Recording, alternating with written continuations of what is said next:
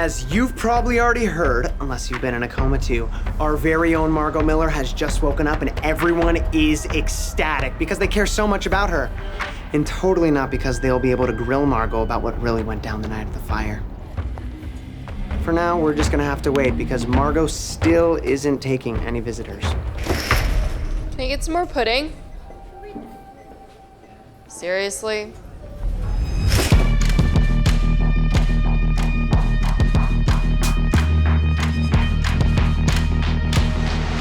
I'm sorry for sneaking in like this, but I wanted to make sure that you were okay.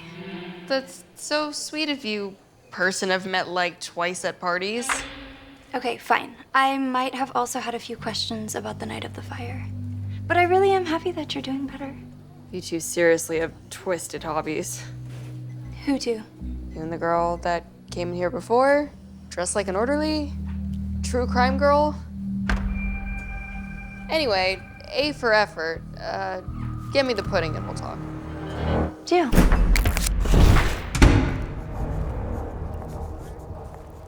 I'm pretty impressed by your social hacking skills. Thanks. Pretty unimpressed by yours. You know, I was gonna out you in front of the whole class, but since you're here, that friend store you were breaking into, that was Wilson's. Well, how was I supposed to know you and Wilson would end up being whatever you are and that you'd go to his room? Nobody could have seen that coming. Okay, so you admit it. You broke into the admin building, stole Professor Moynihan's files, and set it on fire. You don't need to break into the admin building. It's not Fort Knox. But no, I was otherwise engaged that night. Then why didn't you just tell the class what you were doing? Because it was borderline illegal, okay? But not break in and light the admin building on fire illegal. I want to be a spy one day. So I was mapping out the school as a sort of self-test. There's a labyrinth of underground tunnels and dark secrets and rooms. Look, I have absolutely no motive to set the fire. But if I get caught breaking into a building again, my parents are going to take away my trust fund. Listen, from one girl sleuth to another. When I broke into Wilson's, I found something not chill. So if you two are hanging out, I think you should see it.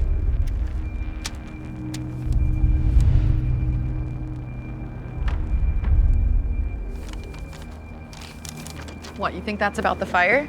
Sure sounds like it, but whatever it is, Wilson is dangerous. Did you notice that huge dent in his door? He punched it when his computer crashed. The guy is obviously used to getting whatever he wants, and when he doesn't, he snaps. Stay away from him, Kat. Or don't. But don't say I didn't warn you.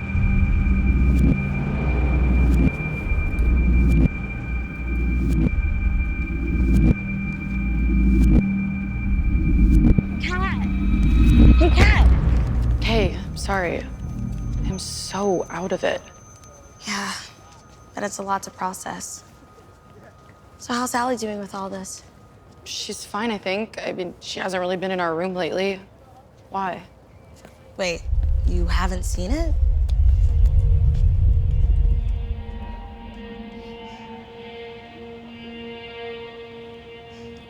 Good luck.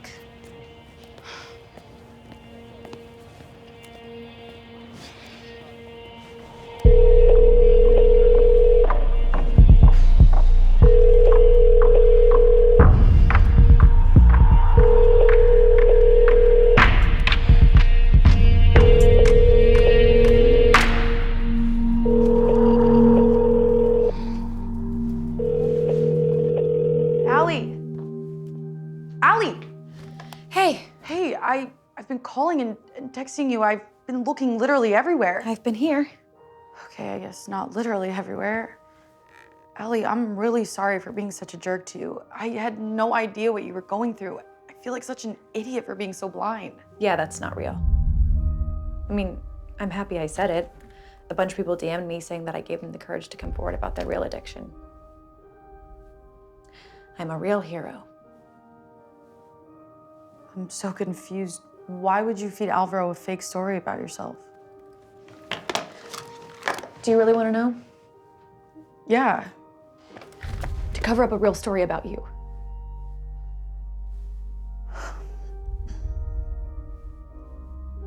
Alvaro found out about my dad's secret second family. I knew I could get away with giving him a fake story because unlike the real news, he doesn't fact check. I didn't want to lie. It's just that nothing true was juicy enough to trade. And you're right. It's like nothing bad has ever really happened to me a day in my life. Thank you, Allie.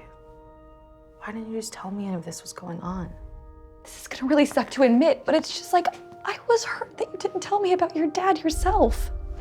I was just waiting to see if you would. And I didn't.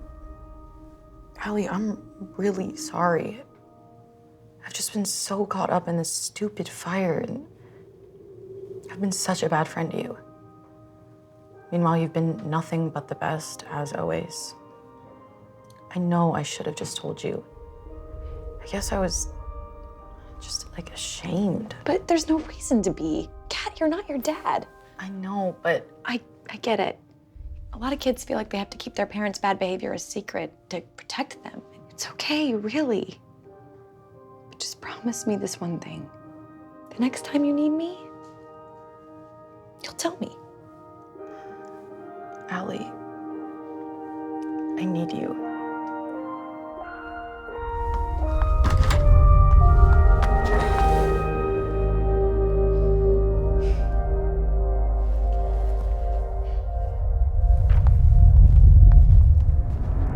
We are looking for any way that the arsonist could be anyone other than Wilson. It's always the boyfriend. No. Harper? Harper's a suspect? No, Harper is no longer a suspect. Damn it. Yeah, it's what you said earlier about children keeping their parents' bad behavior secret. Wilson's protecting his mom's company. Revealing the bad data would tank Cuff and his mom.